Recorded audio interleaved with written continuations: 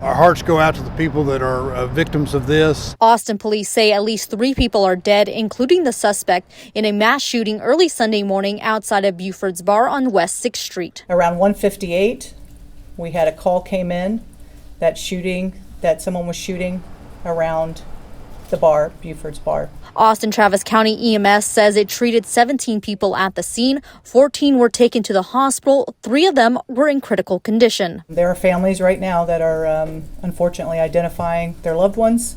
We have families that are at hospital rooms waiting for outcomes from surgery. Austin Police Chief Lisa Davis says officers first responded to reports of a man shooting around Buford's just before 2 a.m. She said the suspect, who was driving a large SUV, circled the block several times before opening fire. At one point, he put his flashers on, rolled down his window, and began using a pistol shooting out of his car windows, striking patrons of the bar that were on the patio and that were in front of the bar. Davis said he then parked near Wood Street, got out with a rifle, and continued shooting at some people walking as he headed toward East 6th Street.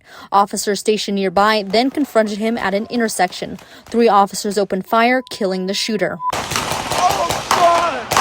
It's still way too early in the process to determine an exact motivation, but there were indicators that on the subject and in his vehicle that indicate potential nexus to terrorism. Chief Davis says officers and Austin Travis County EMS medics responded quickly due to customary staging over on East 6th Street. EMS Chief Robert Lucas says that when the call came in at 1:59 this morning, paramedics were on the scene within 57 seconds. Chief Davis says evidence from nearby businesses and the SUV are still being processed. Investigators appear to be searching this vehicle at the scene.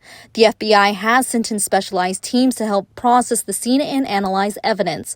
Austin Mayor Kirk Watson offered condolences to the victims and their families and praised the swift response of first responders. There is no question in my mind that the quick response of the police officers and of our EMS personnel and those professionals made a difference and saved lives. This is the video shot by University of Texas at Austin student Nathan Coda that he says will forever stain his college experience. He says one of his friends was shot and injured during a mass shooting downtown early Sunday morning. There's a pit in your stomach. You just can't believe it. It just missed his vitals. It could have been much worse. Coda says he recorded that video after hearing more than 15 gunshots being fired into Buford's on West 6th Street. This happened right before the bar closed this morning at 2 a.m. Then there was another round of bullets. If I had stopped to grab water, or if I'd seen a friend on the way out of the bar, stayed for 4 or 5 more minutes, now I'm on the patio when he drives by in the car. We know that a vehicle, a large SUV, drove several times around the block. At one point, he put his flashers on, rolled down his window, and began using a pistol shooting out of his car windows. Chief Lisa Davis says the suspect then parked around the block and continued shooting, later being confronted by 3 Austin police officers who were on nearby East 6th Street.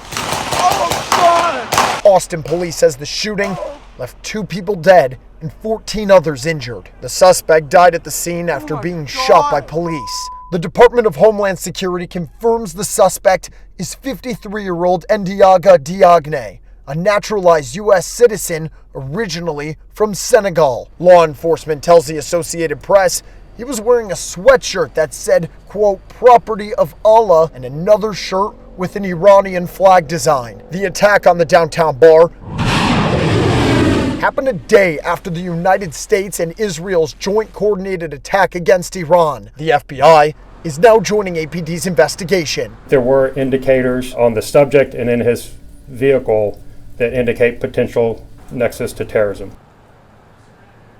In a potential terrorist attack like this one with ties to terrorism, there will be an international component to the investigation. Former Special Agent for the Department of Homeland Security, Ari Jimenez, says the investigation into the Austin shooting could go global. On the moment that we heard of combat operations over Iran, it's expected that there's going to be retaliation by these groups of fanatics and terrorists. Tonight, CBS News reports while investigators executed a search warrant at the gunman's home, they found an Iranian flag and photos of Iranian leaders. Just one day after U.S. and Israeli operations killed the country's supreme leader. The FBI announcing a potential link to terrorism during a press conference Sunday morning. What qualifiers are there when determining something is in fact linked to terrorism? It's going to be they've got to conduct their investigation, look for some of the evidence within their car, look for his social media activity to see if there's any connections to any outside groups, any terrorist groups. Abel Pena, a former FBI agent with 26 years of experience, says the FBI is going to be thorough in determining a motive. It's going to be a long-term investigation.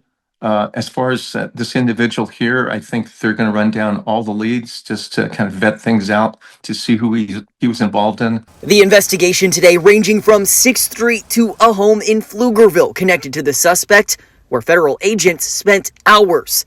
As the Austin Police Department coordinates with federal law enforcement, still no official word. This was an act of terror. Based on my previous investigative experience, right now, no rock is left unturned. Thank you for watching. Please hit the subscribe button and get the latest news by downloading the CBS Austin News app.